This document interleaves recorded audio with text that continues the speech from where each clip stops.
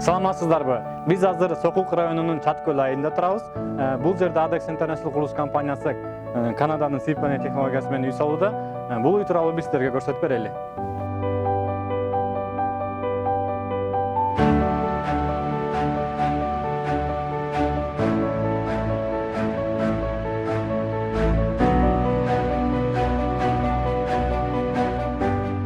Үйдүн жалпы аянты 134 чарчы метр. Үйдүн ичинде 5 бөлмөсү бар. Бир коноктошуучу бөлмө, 3 жатуучу бөлмөсү, ашканасы жана ошондой эле жуунуучу бөлмө жана ажатканасы дагы бар.